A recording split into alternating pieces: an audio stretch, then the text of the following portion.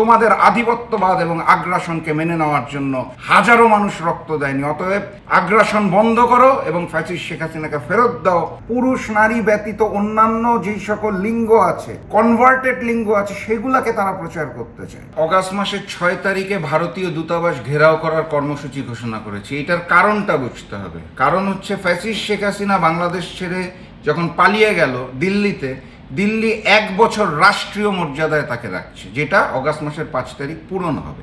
অর্থাৎ 1 বছর দিল্লি এবং ভারতে ফ্যাসিস্ট শেখ হাসিনাকে আশ্রয় দেওয়ার জন্য, রাষ্ট্রীয় মর্যাদায় রাখার জন্য, এটার প্রতিবাদে এবং ভারতীয় আধিপত্যবাদ এবং আগ্রাসনের প্রতিবাদে আমরা অগাস্ট মাসের 6 তারিখে ভারতীয় দূতাবাস ঘেরাও করার কর্মসূচি ঘোষণা করেছি। সেখানে আমাদের প্রথম দাবি যেটা থাকবে, ফ্যাসিস্ট শেখ হাসিনাকে ফেরত দিতে হবে, তাকে বিচারের আওতায় আমরা আনতে চাই। এবং একই সাথে সাথে ভারতকে বলতে চাই, সীমান্তে হত্যা বন্ধ করতে হবে, পুশিন, অবৈধ পুশিন যেটা করছে তাকে সেটা বন্ধ করতে হবে। যে সকল ভূমি তারা দখল করেছে সেগুলো আমার দেশের ফেরত দিতে হবে। তারা যে পানি আটকে রেখেছে, আমাদেরকে প্রাপ্য পানি, ন্যায্য হিস্সা, 54টি অভিন্ন নদীর পানির হিস্সা আমরা চাই। এই সকল দাবি নিয়ে আমরা অগাস্ট মাসের 6 তারিখ ভারতীয় দূতাবাস ঘেরাও করব বলে সিদ্ধান্ত নিয়েছি, কর্মসূচি ঘোষণা করা হচ্ছে। সেই উপলক্ষে আমরা এই মাসটা প্রত্যেকটা দিন বাংলাদেশের বিভিন্ন জেলায় যে গণসংযোগ করেছি, জনগণকে আহ্বান জানিয়েছে এবং জনগণ সাড়া দিয়েছে।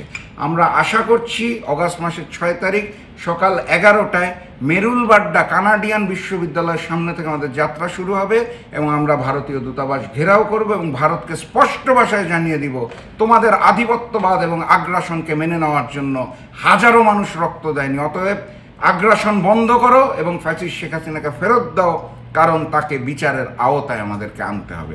আমি দেশবাসীকে আহ্বান জানাই অগাস্ট মাসের 6 তারিখে দলে দলে জাকপার এই ভারত যে দূতাবাস যে ঘেরাও কর্মসূচি, সেখানে অংশগ্রহণ করার জন্য। দেখুন, নির্বাচন কবে হবে এই ডেটটা এখনো পাই নাই। আমি মিডিয়ার মাধ্যমে জানতে পেরেছি যে অন্তর্বর্তী সরকারের প্রধান প্রফেসর মোহাম্মদ ইউনূস উনি আগামী 3-4 দিনের মধ্যে ডেট ঘোষণা করবে।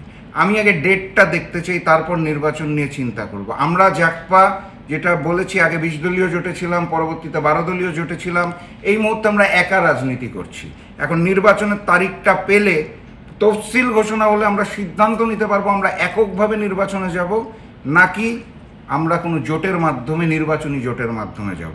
তার উপর সিদ্ধান্তটা নির্ভর করছে। যদি একা যেতে হয়, আপনারা জানেন জাকপার যে নিবন্ধন ছিল ফ্যাসিস্ট শেখ হাসিনা তার বিরুদ্ধে কথা বলার জন্য এবং ভারতের বিরুদ্ধে কথা বলার জন্য নিবন্ধন বাতিল করেছিল।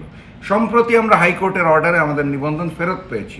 অর্থাৎ জাকপা চাইলে এককভাবেও এখন নিজস্ব প্রতীকে নির্বাচন করার যোগ্যতা রাখে।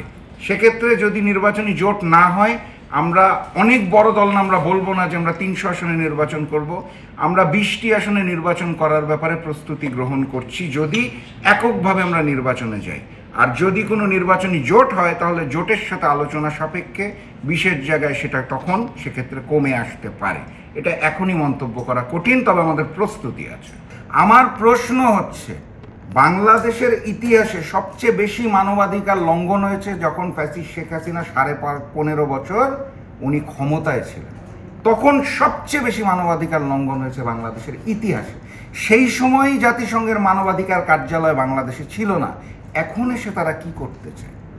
আমরা যেটা দেখতে পাই সেটা হচ্ছে জাতিসংঘ এবং মানবাধিকার কার্যালয় মূলত পাশ্চাত্য রীতিকে প্রচার করে। তারা মানবাধিকার নিয়ে চিন্তিত না।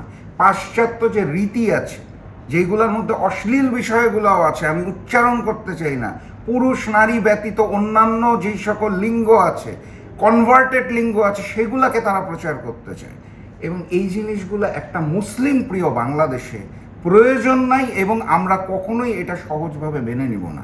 আমি আসলে জানি না প্রফেসর মোহাম্মদ ইউনূস কি চিন্তা করে জাতিসংঘের মানবাধিকার কার্যালয় বাংলাদেশে প্রবেশ করার অনুমতি দিচ্ছে এবং জায়গা দিচ্ছে অথবা সিদ্ধান্ত নিচ্ছে।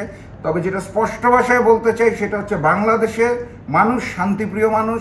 ফ্যাসিস্ট শেখ হাসিনা মুক্ত বাংলাদেশে জাতিসংঘের মানবাধিকারের কার্যালয়ের কোনো প্রয়োজন নাই এবং এটাকে এই শান্তিপ্রিয় তৌহিদি মুসলিম জনগণ মেনে নেবে না।